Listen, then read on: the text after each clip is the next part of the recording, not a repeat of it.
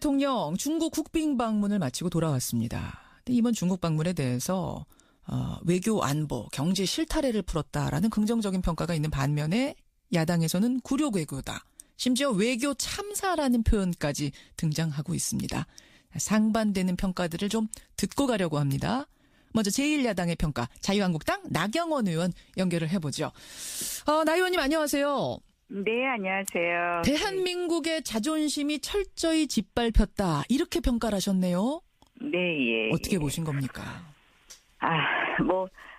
이미 많이 나왔죠. 여러 가지 홀대 논란이 있었고요. 결국, 공동선언, 공동기자회견도 없었고, 또한 기자단 폭행에 정말 있어서는 안 되는 그런, 사건도 발생했습니다. 예. 이것은 문재인 대통령과 문재인 대통령, 정부에 대한 비판이 아니라 정말 대한민국 국민으로서 그 자존심이 뭉개진 일이었다고 생각을 하고요.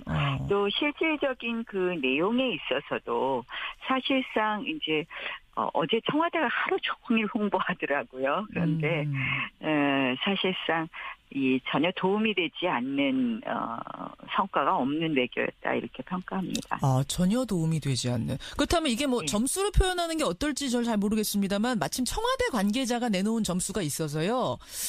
청와대 관계자는 120점 혹은 98점 이렇게 얘기를 하더라고요. 나 의원님은 몇 점 주시겠어요? 저는 낙제점 드려야 될 것 같은데요. 낙제점이면 50점 미만입니까? 낙제 60점입니까? 40점입니까? 잘 모르겠습니다만 어쨌든 이건 절대로 우리가 긍정적으로 아무리 이게 야당의 입장이 아니라 우리가 국민의 시각에 봐서도 국민의 자존심을 뭉갠 사건이 너무 많았었고요.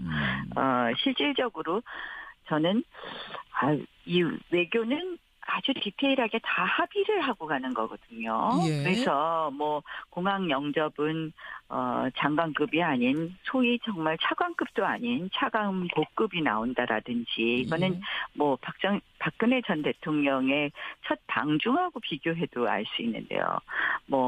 사실상 만찬 한 번 있고 리커창 총리조차도 실질적으로 오찬이나 만찬을 이 아닌 차담회를 한다든지 이러한 부분에 대해서 어떻게 이런 정도 합의를 했는데 방중을 서둘렀느냐 도저히 납득되지 않는 부분이고요. 그다음 이제 아까 성과도 말씀드렸지만 실질적으로 이 두 가지잖아요. 크게 보는 것이 북핵 문제하고 사드 보복 철회인데요. 사드 보복 철회는 이미 사실상 10월 31일에 이미 한번 중국이 표시를 했고요. 그리고 사실 저는 10월 31일 합의 전에도 중국 내에 이미 지난 여름부터 이런 이야기를 그 업계로부터 들었습니다. 건설이 중단되어 있었던 업계 같은 경우에 건설 다시 해라. 다만 좀 조용히 시작해라 하고 이미 경제적 논리로 풀고 있었던 사드 보복을 해제하고 있던 상태였거든요. 그런 상황에서 왜 디테일한 합의 없이 서둘러 간 것인지 잘 이해가 안 간다. 그 말씀. 근데 정부 측에서는 해를 넘기지 않고 중국과의 관계를 푸는 게 상당히 절실했다. 왜냐하면 중국하고 사업하는 분들이 너무나 힘들어한다는 점, 특히 평창올림픽 전에 중국과의 관계를 회복했다는 걸 만천하에 알릴 필요가 있다는 점, 이런 점에서 좀 서둘러서 올해 안에 끝내려고 했다는 거예요. 이게 송영길 의원께서 직접 말씀하시더라고요.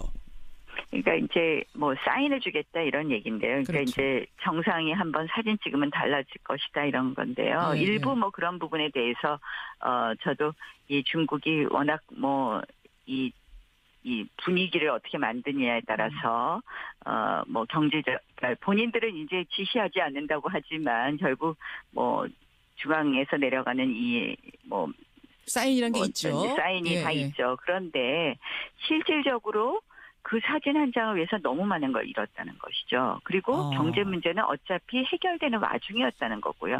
경제 문제는 경제 문제를 해결해야 되는데 우리가 그렇게 조급한 마음으로 저자세 외교로 갔기 때문에 너무 많은 것을 잃었다는 너무 것이죠.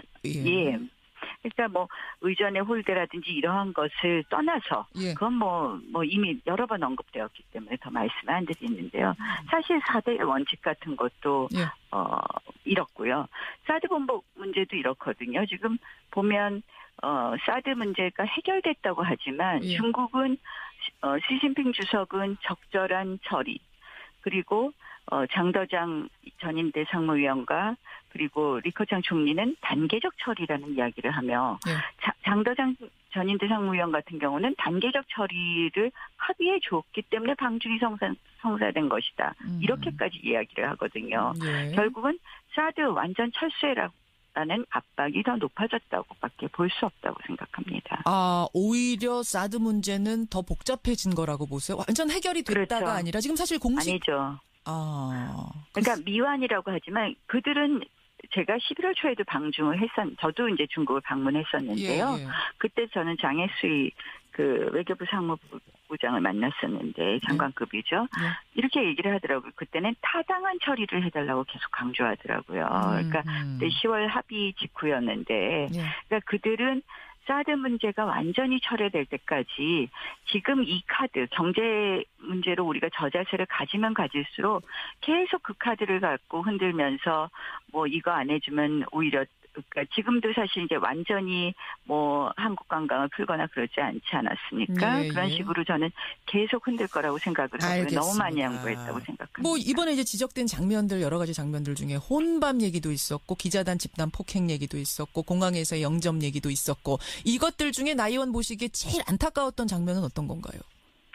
뭐 기자단 폭행이죠. 기자단 예. 집단 폭행. 예, 저희가 얼마나 저자세 외교를 했으면 하는 그런 생각이 들고요. 근데 이게요, 그 우리나라뿐만 네. 아니라 다른 나라의 기자들, 캐나다나 미국의 수행 기자들도 중국 공안하고 언쟁을 벌인 일이 있었을 정도로 중국 공안들이 언론관 자체가 좀 후진적이다 이런 지적은 있던데 우리라서 특별히 홀대한 건 아니다 뭐 이런 얘기들 어떻게 보세요? 그래도 폭행에 이르렀잖아요. 집단 폭행까지는 아니었다. 그 미국이나 캐나다에 대해선. 예. 저는 그렇게 이야기하시면 안 될 것 같고요.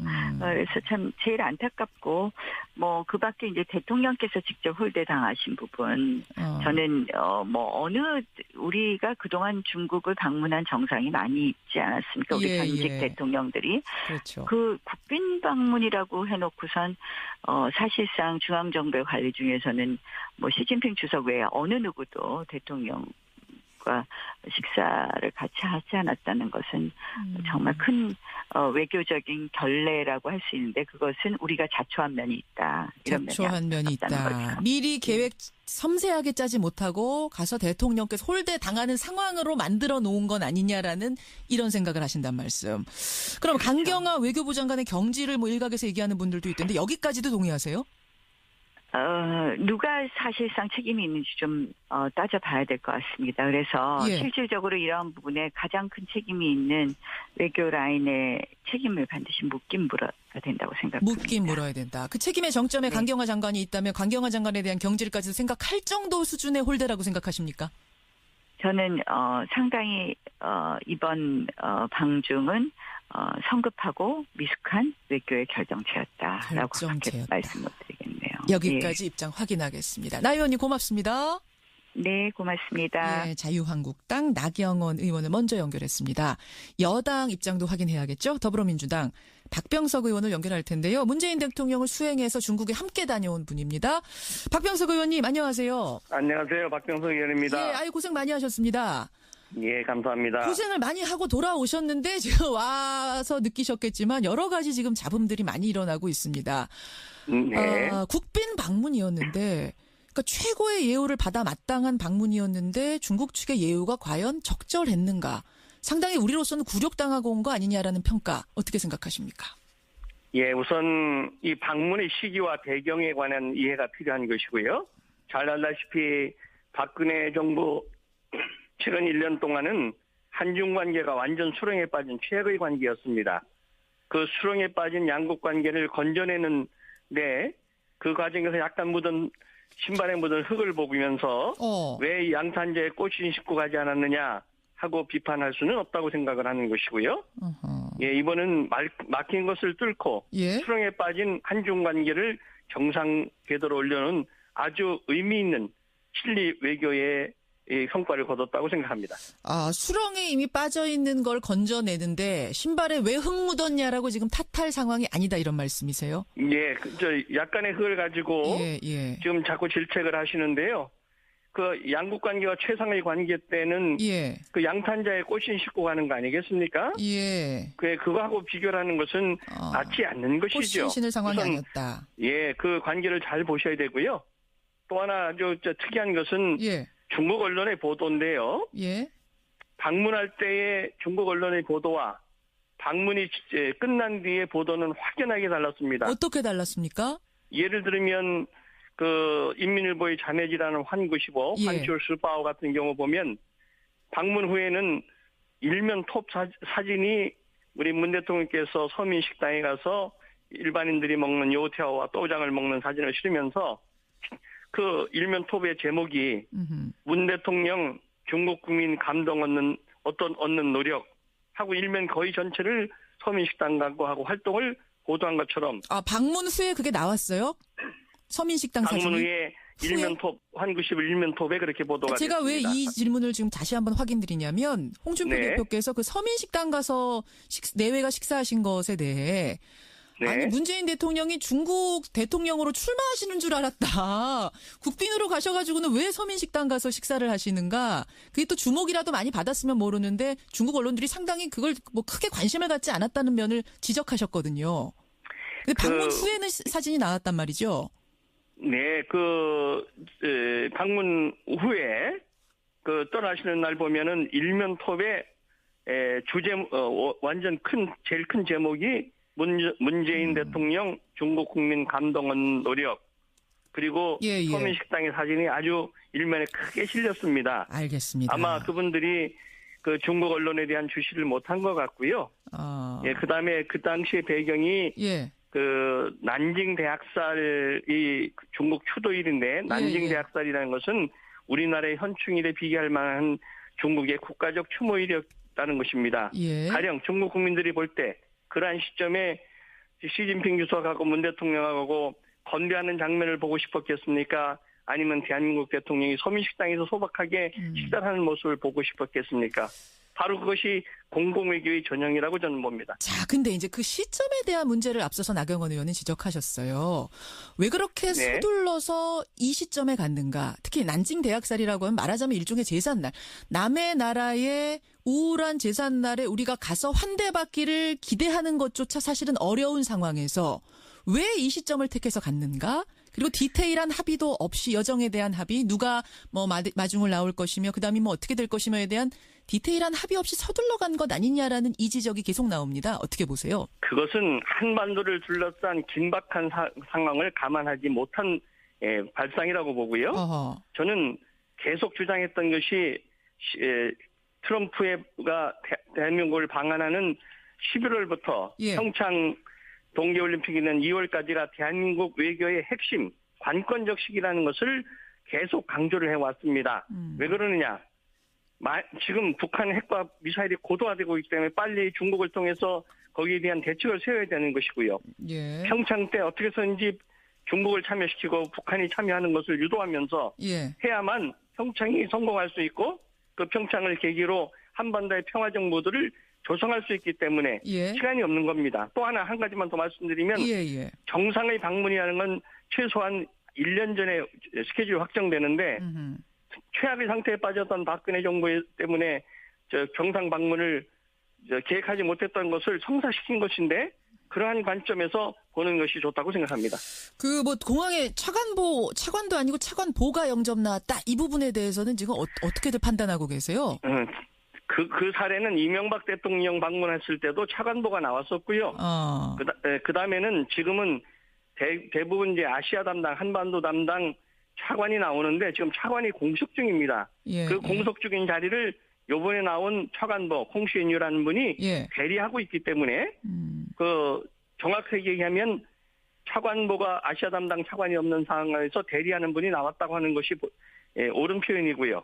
그다음에 그 이명박 대통령에도 차관보가 나왔다는 것도 함께 상기할 필요가 있습니다. 뭐 필리핀 두테르테 대통령 방중 때는 외교부 장관에 해당하는 왕이 부장이 나왔었던 적도 있기 때문에 이건 우리 좀 비교되는 거 아니냐 뭐 이런 얘기들도 지적이 나오는데 어떻습니까?